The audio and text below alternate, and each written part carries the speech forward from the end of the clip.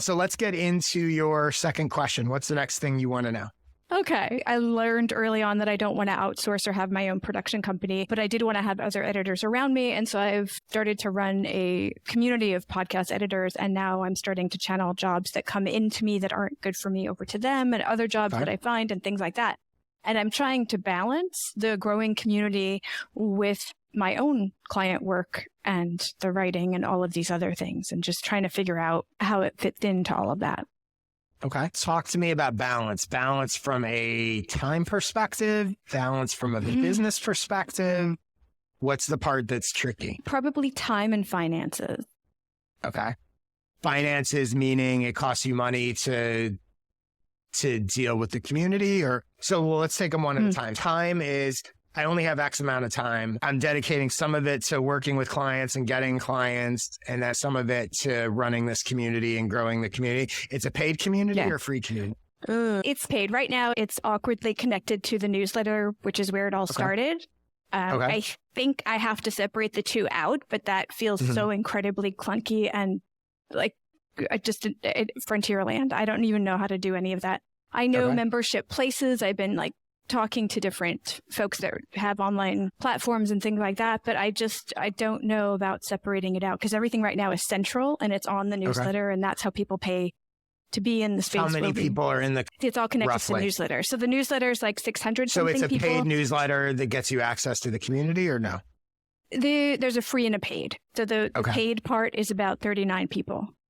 Okay. But the community is only for paid people. It's for anyone who subscribes to the free newsletter. It's mostly the people that are in the paid part or have paid for the newsletter. But then there's some folks that have done some of our online events that I have let come in. There could be a more lively community. So it's not as clear a boundary as it probably needs to be. Okay. And the community lives where? Is it like a Facebook group, or is it a Slack or Circle? What is it? Where is it? It's a Google listserv and then the newsletter. So those are the two touch points. So it's not, so when you say community, this is what I'm trying to clarify. Is it more that it's access to resources or job opportunities as opposed to some sort of message board where they're talking to each other, or?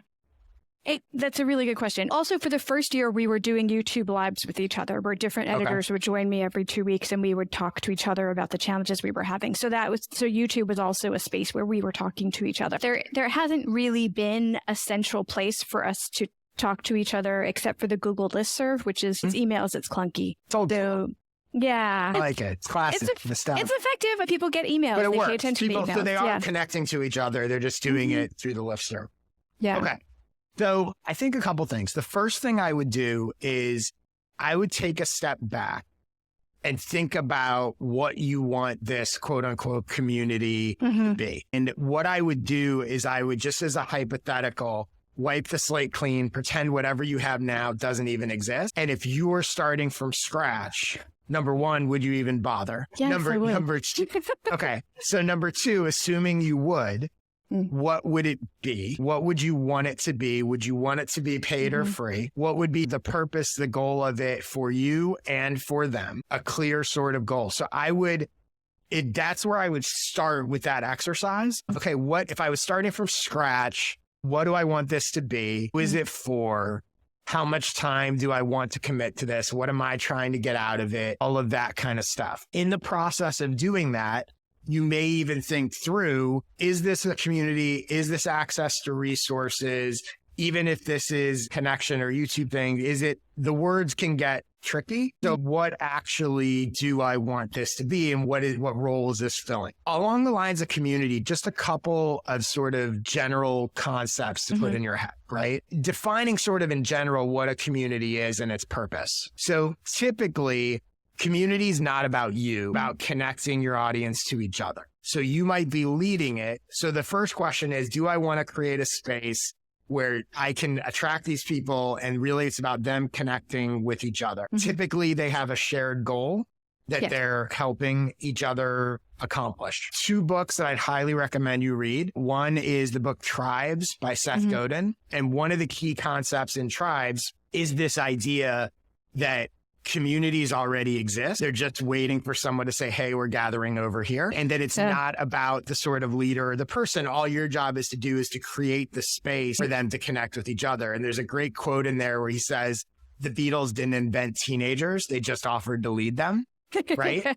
So whatever your community is, you want to think about that it already exists. They just need a place to gather. And the other book is a book called Grow Together, which is all about communities and how they grow and all that stuff. So both those books I highly recommend. Once you've gone through and figured out, okay, this is what, if I was starting from scratch, this is what I would want the community to be. This is how it would work. I think you then want to think about its relationship to your other work, your client work, your services, whatever. And if there even is a relationship, or if these are really two separate projects.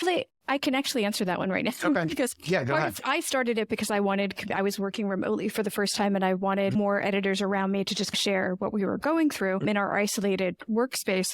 And what came out of it is a lot of folks would go through either feast or famine with the amount of clients and the amount of work that they had. So I figured if we kept the jobs within the group, that we could help each other even things out. So nobody going through being overworked or underworked. Okay. Why? In theory, if it's going to be a paid community, why? There's nothing wrong with it, by the way. Time to do all of the things to organize and to do all of the things to keep it going. Okay. And does it take a lot of time for you to do that? Again, this is where thinking through the idea that the community is its own thing. Right. Yeah. So thinking about how much and how active you need to be in it. And are there other members, and the Grow Together book talks about this a lot, that one of the things, I don't remember exactly how they frame it, but it's roughly like this, I think, that one of their concepts is the job of the leader or the founder of the community is to basically create new leaders in the community. So that ultimately you might launch the community, but you've identified people within it that essentially run it. Or run different elements of it, which save some of your time. So I'm sure when you think about it, and again, this is where you really have to start from scratch and think through what is this community and what is the purpose of it. If it's really just about sharing job leads and stuff, is that the best way to do it? Maybe not. Like, you need to figure out and even talk to community members now and say, guys, like, what should this be? Like, what's most valuable? What do we want? Like, that idea that it's not just yours, that you guys are collectively, what can we collectively do that will be the most beneficial to all of us? The other thing I would say, and this is a little bit different because your community audience is different than your clients. So it is two different things. But if it was aligned, there's two ways to think about it in your business. So is the community vertically aligned or horizontally aligned to your other services? And what I mean by that is, and again, these are two different things. So I don't think I'm going to share this, but I don't know that it quite aligns with you. If your community was like business podcasters, this would absolutely align, right? Which, by the way, is also worth thinking about. Ultimately, in the grand scheme of things, would you be better served by having a community of 100 business podcasters than 100 podcast editors? That's something to think about, right? Yeah. If, let's say you did have a community for business podcasters who are ultimately your clients, right?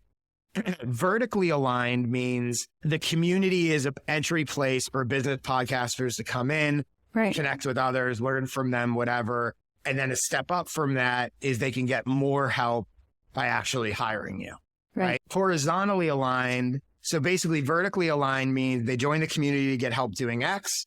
They hire you to get more help doing X. Horizontally aligned means the community helps them do X, you help them do Y. It's more like a menu. So one, it's a ladder. Join the community for X amount a month.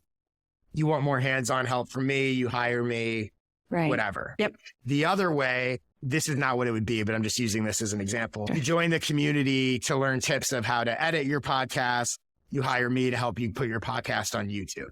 So related, but different items, the ladder. Gotcha. So again, it doesn't really apply if your community is podcast editors, because that's different. But when you're starting from scratch and brainstorming, I do think it's worth thinking, if you had a community that was successful, is it more valuable to you to have a community of potential clients or a community of other people who, I don't want to say competitors, but other people who are doing what you do? Yeah. Oh, I want both. I'd like to do both. Okay. So that's a lot. Do both, but it just takes time. But again, I would start with talking to the people in your existing community and go, what is really the most valuable thing we're doing here? Because you might find that there's another version of it that's less time consuming, that's less hard, that provides the same value.